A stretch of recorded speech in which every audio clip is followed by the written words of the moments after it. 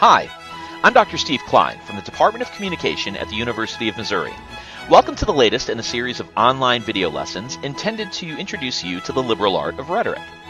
In this series, we've been using the definition of rhetoric from Aristotle's classic treatise on the subject as our primary touchstone. For Aristotle, rhetoric is the ability in each particular case to identify the available means of persuasion. So in the past couple of videos in this series, we've been focusing on the second half of this definition, the available means of persuasion, what Aristotle referred to in his treatise as artistic proofs. In other words, the primary categories of persuasive strategies that can be used to influence audiences. And for Aristotle, there are three primary categories of artistic proof. Ethos, or ethical proof, which focuses on the credibility of the speaker. Pathos, or emotional proof, which focuses on the state of mind of the audience. And logos, or logical proof, which is going to focus on the content of the message. And it's this third proof that we're going to focus on for the next couple of videos in this series. In this first part, we'll start with the basics. We'll define what Aristotle meant by logos. And since the concept of argument is going to be central for our understanding of logos, we should define what we mean by an argument as well. We'll take a look at a simple but elegant model provided by English philosopher Stephen Toulmin that lays out the primary components of argument and how they interact with one another to convince an audience of the truth of a claim. So, what do we mean by logos? If you look at this ancient Greek word etymologically speaking, we can see where we get the English word logic. For the Greeks, logos was a word that meant logic. But it was a neat word in that it meant more than just that. The Greeks also used the word logos to refer to word or words, speech, and reason or rationality. So when Aristotle's talking about logos as an artistic proof, he defines it like this. Persuasion occurs through the arguments when we show the truth or the apparent truth from whatever is persuasive in each case.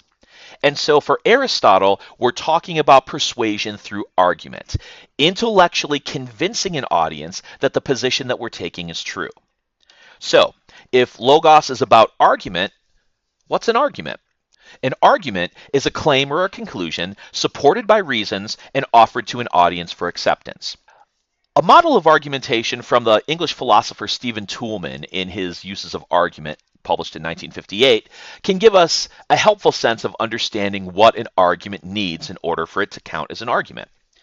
First, any argument is going to have a claim, and this is the point that we offer to the audience for their acceptance.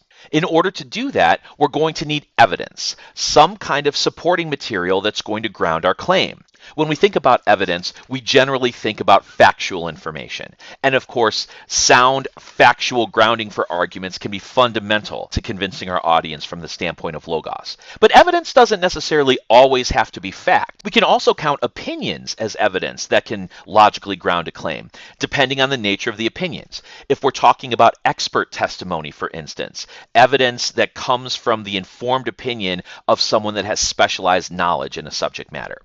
Or, for instance, if we have eyewitness testimony from someone who witnessed an event take place and provides their perspective based on what they saw as to why they thought it occurred. But for Aristotle, evidence alone isn't enough to make an argument an argument. In order for that evidence to work to support the claim, we need an intervening piece. We need reasoning, what Toulmin referred to as the warrant of an argument. Reasoning is critical because it's that assumption, the inference, that makes the evidence relevant to prove the claim.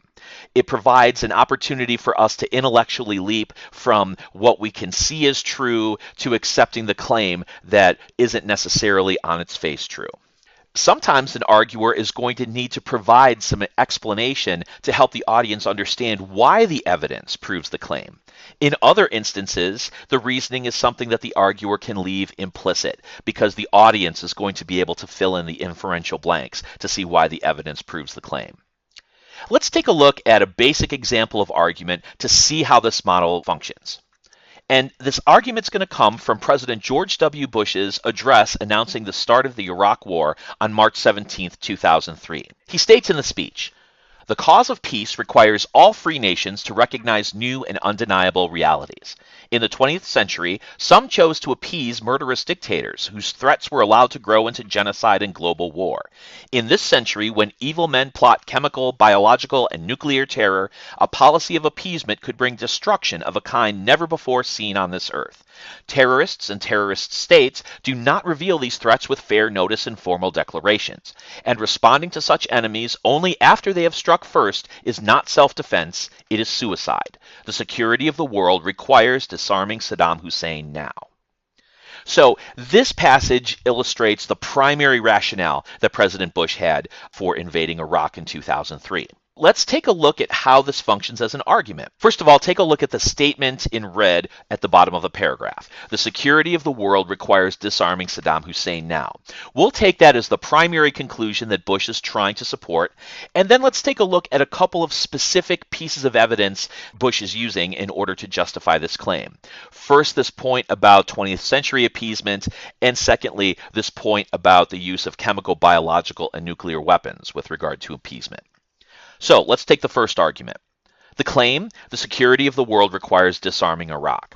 And an important piece of evidence President Bush uses is that appeasing dictators has led to war in the past.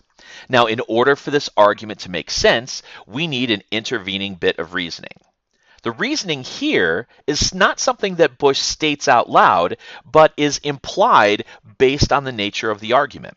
The implied warrant, or the implied reasoning, is that what happened in the past will happen again, and we don't want that. And the reason why this reasoning functions the way that it does is because it functions as a commonplace, what Aristotle referred to as an implicit premise that is accepted as true and applicable by the audience. So in this argument, Bush doesn't necessarily have to say explicitly, because we appeased these folks in the past and it led to war, we can logically assume if we appease dictators today, it'll lead to war. He leaves that point unstated because the idea that what happened in the past will happen today, given that the circumstances are similar, is something that the audience is going to assume is a reasonable influence. If it happened before, it'll happen again. So what's important to note in an argument like this, when we think about it rhetorically, is that we're not necessarily talking about absolute logical validity when it comes to logos. What we're talking about are the reasonable assumptions of the target audience. Let's take a look at the second argument. Now again, we have the same claim. The security of the world requires disarming Iraq. And the second piece of evidence we're looking at is that appeasing terrorists and terrorist states with weapons of mass destruction will destroy us. In this instance, Bush actually provides explicit reasoning that he explains in the passage. One point of his explanation is that weapons of mass destruction, biological, chemical, and nuclear weapons can cause destruction on a global scale unlike we've ever seen. And the second piece of reasoning that he explains is that terrorists, when they have these weapons, they're not necessarily going to warn us in advance. So it's not the kind of thing that we're going to be able to respond to without being devastated in the interim. So unlike the previous argument that we looked at, this isn't reasoning that Bush leaves implicit. He wants to be able to make sure that the audience clearly understands that we can't appease Iraq because these conditions are unique, and because of the presence of these weapons, we really have no choice. In a nutshell, how does logos work?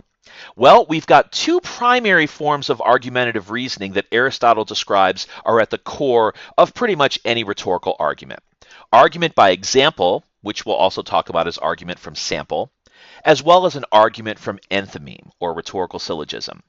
And we're going to drill down in each of these two primary forms of argumentative reasoning in subsequent videos. But for right now, let's summarize. Logos is essentially persuasion on the level of the intellect, when we convince audiences of the truth via the use of logical arguments. And an argument is a claim that we offer to an audience for acceptance that's supported by evidence and justified by reasoning, an inference that justifies the relevant connection of the evidence to proving the claim. If you have any questions about the content of this video, as always, feel free to leave a comment or contact me directly. Otherwise, I'll see you in the next video.